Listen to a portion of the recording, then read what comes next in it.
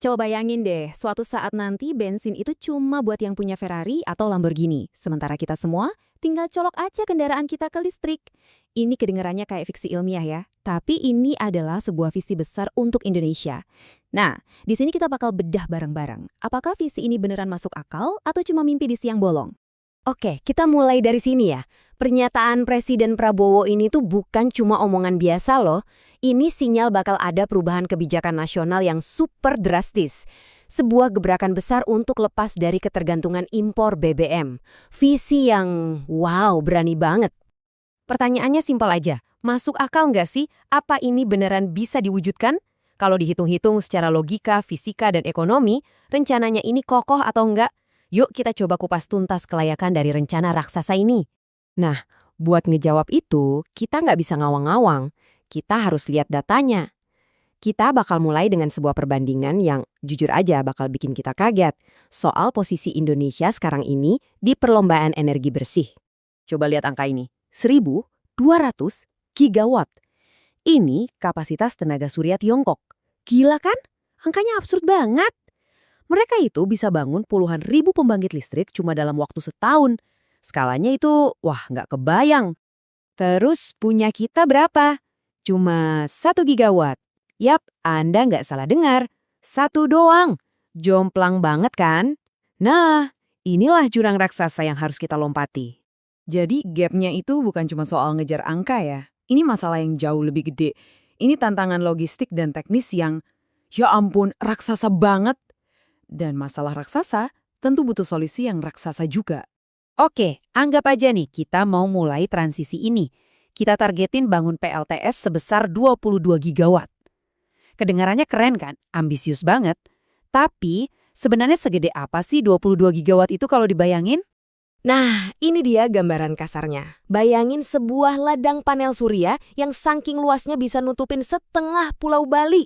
Kebayang Kak, ini udah bukan lagi soal bangun proyek, tapi gimana caranya kita ngurusin sesuatu yang segede dan serumit itu. Dan ini dia pertanyaan penting yang sering banget kelewat. Oke, bangunnya mungkin bisa, tapi ngerawatnya gimana? Ngerawat jutaan panel surya di area seluas itu? Nah, ini dia inti permasalahannya. Soalnya masalahnya itu bisa datang dari hal-hal yang kelihatannya sepele banget. Cuma debu nutupin panel, ada kabel digigit tikus, atau inverter yang sedikit kepanasan. 1-2 sih nggak masalah.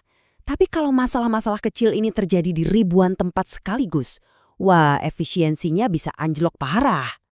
Dan yang paling jelas ya nggak mungkin kita suruh tim teknisi ngecekin jutaan panel itu satu-satu setiap hari. Secara tenaga manusia itu mustahil. Pakai cara konvensional udah pasti gagal total. Terus kalau manusia nggak bisa, siapa dong? Nah, disinilah teknologi canggih masuk. Solusi buat masalah yang kelihatannya mustahil ini ternyata cuma satu, kecerdasan buatan, atau yang kita kenal sebagai AI. Konsep kuncinya itu namanya predictive maintenance. Gampangnya gini, AI itu nggak nungguin barang rusak dulu baru dibenerin. Justru sebaliknya, AI pakai data buat ngeramal kapan sesuatu itu bakal rusak. Jadi kita bisa benerin duluan sebelum masalahnya kejadian. Nah ini beda banget, dari yang tadinya reaktif jadi proaktif. Oke, terus gimana cara kerjanya? Gini, pertama kita pasang sensor-sensor pintar di seluruh jaringan. Sensor ini non-stop ngirimin jutaan data tiap detik ke server. Nah, di server inilah sihirnya terjadi. Ada AI deep learning yang nyisir semua data itu, nyari pola-pola aneh atau tanda-tanda kerusakan. Artinya apa? Sebelum ada satu komponen pun yang beneran rusak, AI-nya udah ngeh duluan. Sistemnya bisa langsung ping, ngirim teknisi ke lokasi yang pas. Coba bayangin deh, dapat notif dari AI kayak gini. Spesifik banget kan? Kita langsung tahu harus ngapain, kemana, dan kapan. Ini bukan lagi ngomongin konsep yang ribet, tapi bener-bener jadi alat praktis yang super ngebantu di lapangan.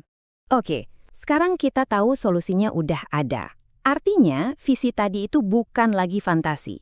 Jadi pertanyaannya sekarang balik lagi ke kita.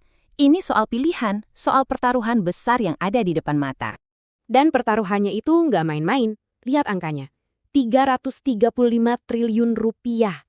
Ini investasi super besar yang nasibnya itu benar-benar bergantung sama satu hal. Eksekusinya harus benar, harus tepat. Karena kalau sampai salah, ini konsekuensinya. Tanpa sistem pemeliharaan cerdas pakai AI, Investasi triliunan tadi itu ya cuma bakal jadi tumpukan besi tua berkarat dalam 5 tahun. Sayang banget kan? Tapi, di sisi lain, kalau kita berhasil, ini hasilnya. Dengan AI, kita bisa jaga efisiensi operasionalnya stabil di angka puncak 98%. Artinya apa? Energi maksimal dan investasi yang triliunan tadi jadi balik modal secara optimal. Nah, sampailah kita di ujungnya. Pilihan terakhir. Visinya udah jelas, teknologinya buat wujudin itu juga udah ada. Pertanyaannya sekarang balik lagi ke kita semua. Mau kita ambil langkah raksasa ini sekarang, atau kita mau tetap nikmatin antrian panjang isi bensin tiap hari? Pilihan ada di tangan kita.